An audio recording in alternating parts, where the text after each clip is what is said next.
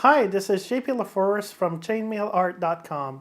In this video, I will show you how to cut jump rings using a wire cutter, such as this one here. So the tools that I recommend that you use is, I use the Knipex Cobalt cutter. It's a very powerful cutter. It's very quick, and it has a very nice ratio, so you don't have to put as much force on this end here to actually cut something at the other end. So it's a very efficient cutter, and I'll be doing a full review of this later on, but it's something I strongly recommend. But you can use really any wire cutter that you have.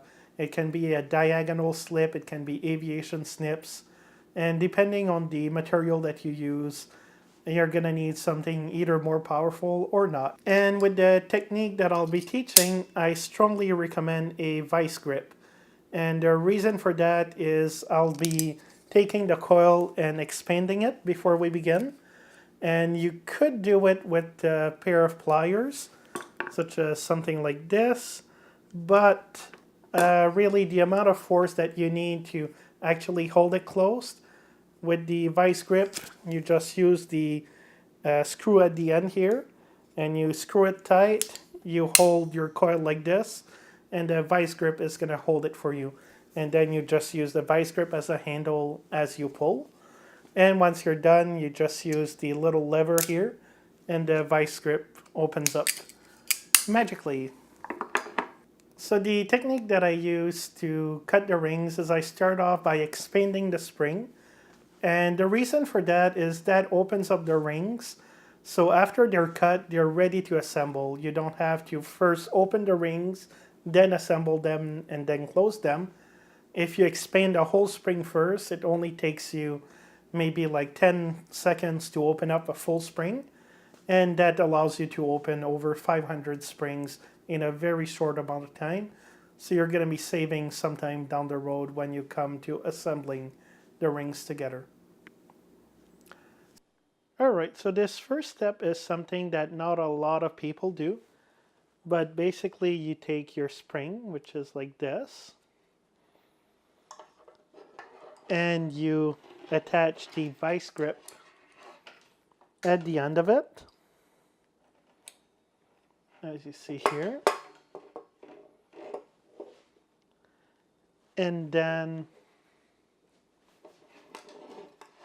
you're gonna pull like this,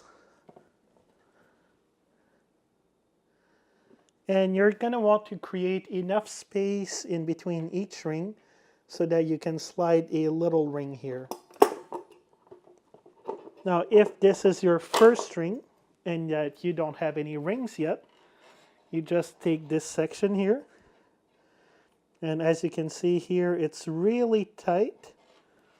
So I would just expand it a little bit more. And after you did the first part with the vise grip, you just go at the part where you did expand and not the other part. And then you can do the other part by hand. And then you do the same thing for this section here.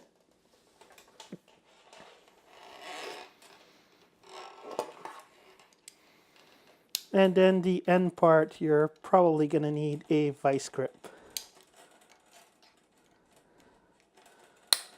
Now, depending on the material that you are using, you might not need the vise grip to do it. But this is a very solid stainless steel, so it's really hard to expand. So for the beginning and the end, I do need my grip. And what this allows is that your rings, once you cut them, are already going to be opened at the right size, which means that they're going to be very easy to assemble. So if you decide not to expand the spring and just cut the rings directly, then you're going to have to open each ring individually to assemble them and then close them back again. So this way is going to save you one step in the assembly, which means you're going to be saving time, so you can build more chainmail faster. So the next step is to actually cut the rings. And you'll notice the first ring is always bent out of shape. So I recommend you just go in with your wire cutter and you cut that piece off. And you can use different wire cutters with this, but this time I'm using the Knipex Cobalt. And as I mentioned, it is a great cutter. So you just align it like this. And you start cutting. At first, I recommend that you go really slow and pay extremely attention to what you're doing, because these wire cutters are really powerful, and if you're not careful, you could probably snap a finger off or something like that. But once you have experience, you still need to pay attention, but you can go quicker and get them accurately done. And that's all there is to it. You just keep going until you reach the end of your coil. So thank you very much for watching this video. If you liked it, please click like, subscribe, and share with a friend.